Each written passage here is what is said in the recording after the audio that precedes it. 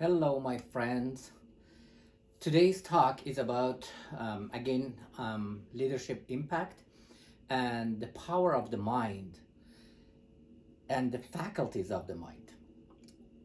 So, as you know, using the power of the mind needs some skills. However, when you can use it, is extremely powerful because the power of the mind is one of the most powerful energies in the world. So it's very important to understand the mind and how you can use the power of the mind. As I mentioned before, the mind has two sections or two parts, the conscious mind and the subconscious mind. The conscious mind is related to, like anatomically, related to the cortex of brain, especially the prefrontal cortex. And the subconscious mind is related to the old structures of brain, like primitive brain, that nowadays it's brainstem and the subcortical nuclei, the deep nuclei in the brain. The conscious mind or the cortex of the brain, like our the five sensories, when we sleep, they sleep. However, the subconscious mind never sleeps because the subconscious mind, or anatomically, the subnuclei, subcortical nuclei, and the brainstem, they have in the brainstem and the primitive brain, there are some nuclei that they never stop working. And the most important systems actually in your body are controlled by this part, like your breathing. You never stop breathing when you're sleeping, or your heart, the cardiovascular system, or your digestive system, or the hormone system. They never stop working. But partially, the conscious mind sleeps during night, for example, or whenever you sleep. It's very important to understand the connection, the dynamic relation between the conscious and subconscious mind. As I mentioned before, the mind is like an iceberg. The conscious part is the part above the water, which you can see it. And we can make some informed decisions in the conscious mind. However, the power is actually from the subconscious mind, and the subconscious mind is programmed from childhood, and mostly negative, unfortunately, and is the center of our emotions. And when we act upon emotions. We think logically, we act upon emotions. That's why it's very important to understand the conscious and subconscious mind, or the cortex and the primitive brain, the neocortex, and the primitive brain, and how they are related together, how they work together, and the connection, the dynamic connection between the two. If you understand this part, you can use the power of the mind. And those natural laws, like the law of attraction, is all related to this, because consciously you make a decision and you go after it, you plan it, and then through the repetition and deep belief, you can take this image, that visualization of your goal, to your subconscious mind. And when the subconscious mind accepts that picture as a reality, then it goes after it, and it makes it happen. And that's how it works. By the way, the law of attraction, later on, not today, but in next few sessions, I will talk about the law of attraction and how does it work, because unfortunately many people, they have understood the law of attraction in a wrong way. And the movie The Secret introduced the law of attraction, like if you wish for something, it just happens. But it's not like that. You can wish for many things, but they don't happen if you don't know how to use the power of the mind, and how to go after it, how to make the goal happens. So let's talk about the faculties of the mind.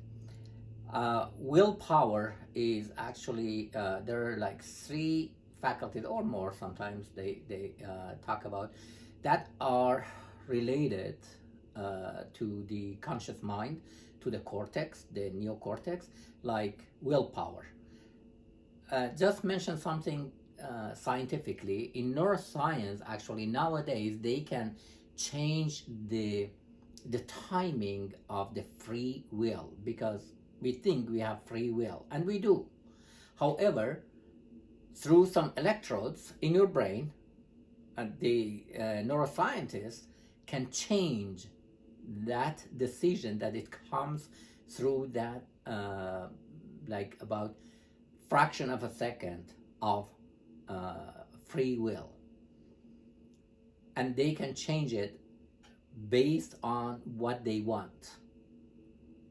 So you change your decision in a fraction of a second if they stimulate the special areas in your prefrontal cortex.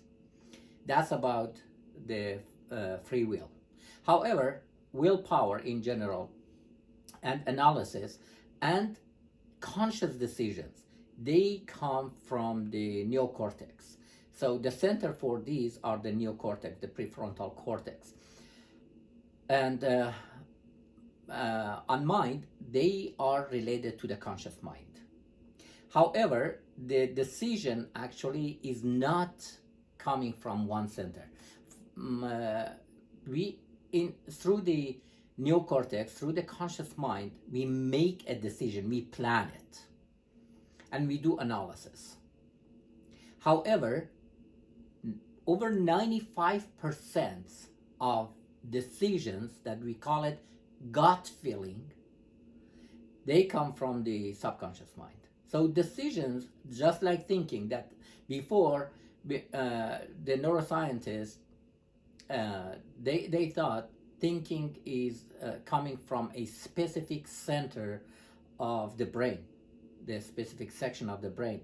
But nowadays, we all know that the neuroscientists discovered that thinking actually involves almost the whole brain. So there is no like one specific center for thinking. Even memories. Yes, we have some areas for memories, but memories actually are related to other areas of the brain also.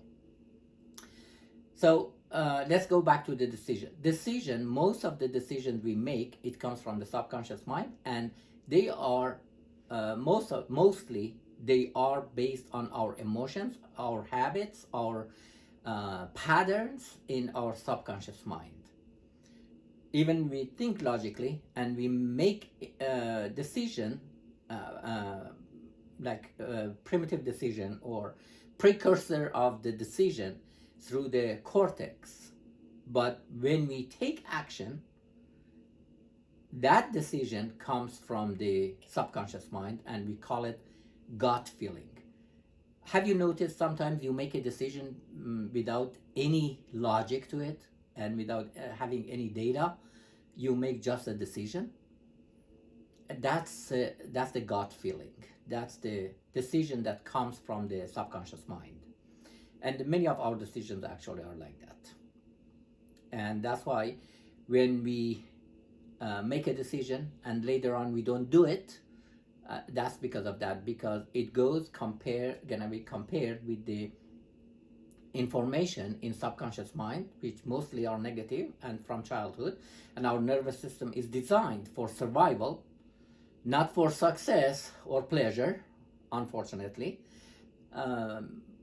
But when it's going to be compared with that information in the subconscious mind, and it comes back to the cortex and says, no, you're not going to do it because the nervous system think this is dangerous for you. That's how it works.